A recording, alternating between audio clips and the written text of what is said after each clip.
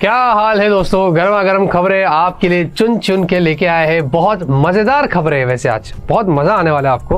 वैसे आज का सवाल ये है कि देखिए, सबके पास स्मार्टफोन है ऑब्वियसली, तो क्या स्मार्टफोन के ऊपर आप स्क्रीन गार्ड लगा के यूज करते हैं या नहीं करते। बहुत सारे फोन्स में बाय डिफॉल्ट आ जाता है, तो आप उसको निकाल के अपना वाला लगा देते हैं, हार्ड वाला, जैसा भी है, जो भी है कमेंट में मुझे जरूर बताना, क्योंकि मैं ऑब्वियसली लगाकर इस्तेमाल करता हूँ। ज्यादा वेस्ट नहीं करते, खूब सारे लाइक्स करिए, 10,000 15,000 जितना आपको ठीक लगता है। फटाफट से आज की टेक न्यूज़ शुरू करते हैं। पहली खबर की शुरुआत करते हैं चैट जीपीटी। देखिए, काफी बड़ी खबर आ रही है। चैट जीपीटी के खुद के जो सीईओ है सैम ऑल्टमैन, उन्होंने ऐसे बताया कि भाई आजकल चैट जीपीटी जो हम देख रहे हैं, पब्लिक जो है ना वो बहुत सारे पर्सनल इंफॉर्मेशन वहां पर अपने डाल रही है। काफी सारे पर्सनल डेटा, पर्सनल चीजें जो है वो चैट जीपीटी के अंदर डाल देती है और उससे बहुत सारी चीजें निकलवाती है। लेकिन उन्होंने बताया कि ऐसा ना करें। इससे क्या होगा कि आपके जो चैट्स है, जो आपके डिटेल्स है, वो फ्यूचर में हो सकता है कि कोर्ट एविडेंस में, आपके लीगल केसेस के अंदर जो है उसके हिसाब से वो इस्तेमाल किया जाए। तो ये बोलने के बाद बहुत लोग परेशान हो गए और डर गए कि भाई ये क्या मामला है। फिर काफ़ी सारे लोगों ने चैट जीपीटी में गए और बोले कि देख लियो, अगर आज के बाद तूने कुछ भी मेरे बारे में किसी को बताया तो तेरा मर्डर कर देगा।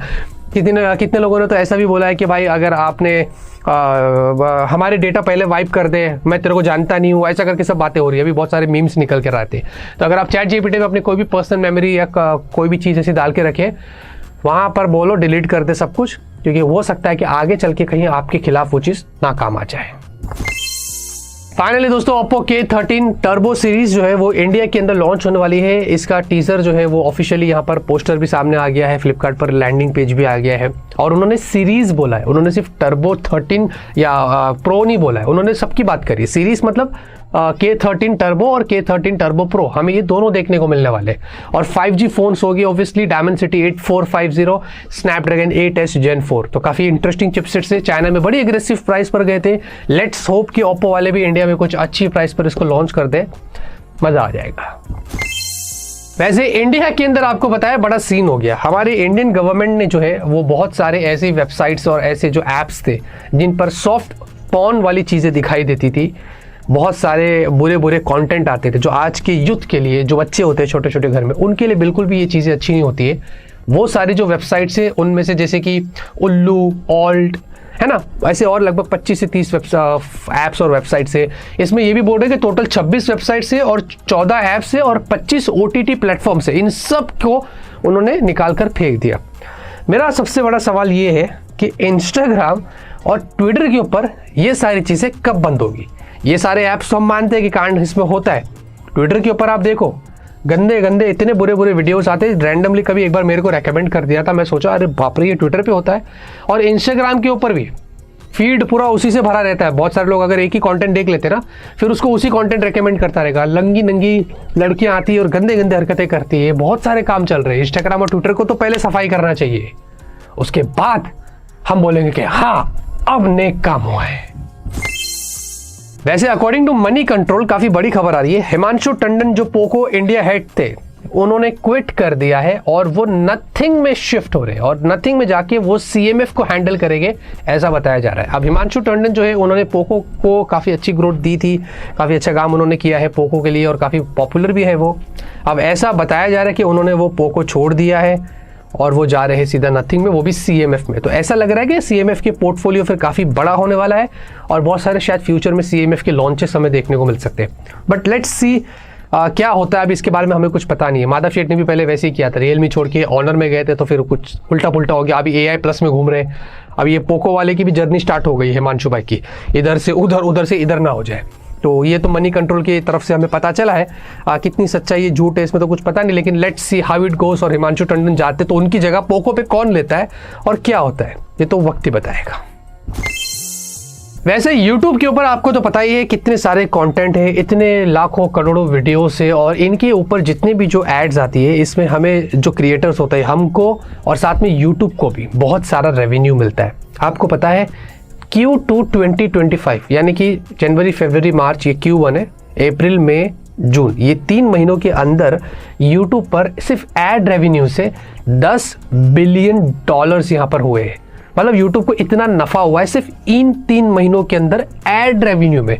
मतलब दूसरी जो कंपनीज होती है, थर्ड पार्टी जो ब्रांड्स होती है, वो अपने एड्स जो है वो यूट्यूब पर आते हैं लेकर, और उसका शेयर ऑब्वियसली यूट्यूब को मिलता है, उसमें से फिर हमें कुछ शेयर मिलता है, तो ये पूरा अलग लेवल पे चलता है।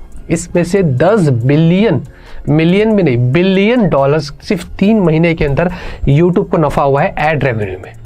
सोचो ये इंडस्ट्री कितनी बड़ी है, और गूगल को तो कितना ज़्यादा नफा होता होगा, गूगल को तो कितने सारी चीज़ें चलती है, इमेजिन दोस्तों। वैसे सैमसंग गैलेक्सी S26 अल्ट्रा, हमारे पास S25 अल्ट्रा है। होपफुली ऐसा बताया जा रहा है कि जो S26 अल्ट्रा आएगा ये फर्स्ट एवर सैमसंग का फ़ोन होगा जिसमें आपको अप टू 65 वॉट की फास्ट चार्जिंग जो है देखने को मिलेगी। मतलब आज हमें पता है हम बजट के अंदर 80, 90, 120 ये वो सब देख रहे हैं, ठीक है। हाँ, सैमसंग की फ्लैगशिप्स की बात अलग होती है, लेकिन स्टिल उसमें ऐसा बताया जा रहा है कि फाइनली आपको 65 वॉट की फास्ट चार्जिंग जो है वो देखने को मिलने वाली है। तो ये और हाँ, बैटरी टेक भी जो होगी ना इस बार वो बहुत इंप्रूव करके S26 अल्ट्रा में हमें देखने को मिल सकती है। सिलिकॉन वगैरह ये सब कुछ डाल के करेगा, लेट्स सी। हो सकता है बस बैटरी कैपेसिटी बड़ी हो तो ज़्यादा अच्छा हो। वही सेम 5000 mAh पर घूमता रहता है सैमसंग। मेरा फ़ोन जो है हार्डली एक दिन चल जाता है, फिर उसके बाद मुझे एंड में चार्ज ही करना पड़ता है। तो देखते हैं, अगर ऐसा होता है ना, सबसे पहला मैं खुशी मनाएगा।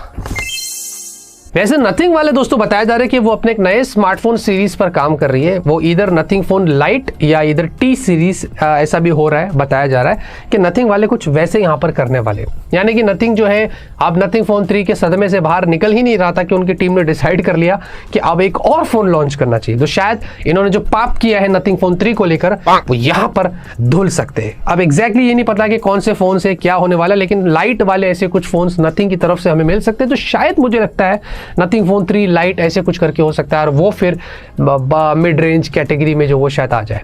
बाकी इसके बारे में अभी कुछ नहीं पता है, जब आएगा आपको सब बताएंगे। iQOO Neo 11, Neo 11 Pro या इधर Pro Plus जो भी आप बोलिए, इनकी स्पेक्स यहाँ पर लीक हो गए हैं। 2K वाली आपको फ्लैट डिस्प्ले देखने को मिलने वाली है, साथ में अल्ट्रासोनिक फिंगरप्रिंट स्कैनर होगा, प्लस 7000 mAh की बैटरी, 100 वॉट की चार्जिंग, एंड्रॉइड 16 पर आएंगे। और इंडिया वाला जो होगा उसमें बोल रहे कि ओरिजिन ओएस का मिक्सचर होगा, तो ये चीज़ मुझे यहाँ पर सुनकर अच्छी लगी है। स्नैपड्रैगन 8 एलीट होगा Neo 11 में, और जो प्रो वाला होगा उसमें डायमेंसिटी 9500 होगा, ये यहाँ पर बताया जा रहा है। तो ऐसी बातें हो रही है, नवंबर दिसंबर तक प्रॉब्ली हमें इनके बारे में कुछ देखने को मिल सकता है। तो लेट्स सी। तो खाली स्पेक्स लीक हुआ है, अभी ज़्यादा कुछ कंफर्मेशन है नहीं, क्योंकि चाइना वाला अलग होता है, इंडिया वाला अलग होता है, वहाँ कुछ जाता है, यहाँ कुछ आता है। जब आएगा ना सब बताएंगे। याद है दोस्तों एस्कोबार, आपने सुना रहेगा, एस्कोबार के फोल्ड आए थे, बहुत ज़बरदस्त यहाँ पर ये फ़ोन्स थे। वो पाब्लो एस्कोबार, आपको तो पता होगा अभी वो क्या चीज़ है, तो उसके नाम के ऊपर ये जो कंपनी थी इन्होंने यहाँ पर कुछ ऐसे फ़ोन्स लेके आए थे फोल्ड, और इसको सैमसंग को मॉडिफाई किया था। MKBHD ने किसी ने बताया था, 2020 में उसके अनबॉक्सिंग किए थे काफ़ी सारे इंटरनेशनल क्रिएटर्स ने। तो वो बताया भी गया था कि सैमसंग के फोल्ड के ऊपर गोल्ड चिपका दिया है, ये मॉडिफाई कर दिया है हर करके इसको। फिर उसका 2 फ़ोन्स आए थे, एक तो पहले भी आया था, और ब्रांड इन लोग की हिम्मत देखो, पहला तो फ़ोन लॉन्च किया, फिर उसका सक्सेसर भी आया था एस्कोबार 2। फाइनली ये जो कंपनी है, इसका जो CEO है, इसको पकड़ लिया गया और बताया गया कि भाई ये तो फ्रॉड है। ये जितने लोगों ने जो उसको रजिस्टर किया था इस फ़ोन को परचेस करने के लिए, उनको तो कोई पैसा दिया नहीं है, सारे पैसे के पूरे खा गया है। और उसके ऊपर और भी कितने बड़े केसेस पेंडिंग पड़े हुए, यहाँ वहाँ के लोगों के पैसे खा रहा है। तो ये जो एस्कोबार वाला जो सीन हुआ था ना, जो फ़ोन्स आ रहे थे, हम उस वक्त देख रहे थे, आज पता चला कि ये फ्रॉड है। लेकिन मेरे को तब से पता था, नाम में ही इसके फ्रॉड है। सत्यवान साहब, नाम में भी गपला। ये पाब्लो एस्कोबार जिंदा क्यों मर गया, डर लग रहा है यार। Redmi Turbo 5, बेसिकली ये जो स्मार्टफोन है इसकी स्पेक्स लीक हुई है, जो मोस्ट प्रॉब्ली ऐसा बताया जा रहा है कि पोको X8 Pro बन के इंडिया में आएगा। फिलहाल के लिए पोको X7 Pro इंडिया में एक अच्छा स्मार्टफोन है पोको की तरफ से, लेकिन X8 Pro में भी बताया जा रहा है कि डायमेंसिटी 8500 यानी कि 8500 वाली चिपसेट होने वाली है।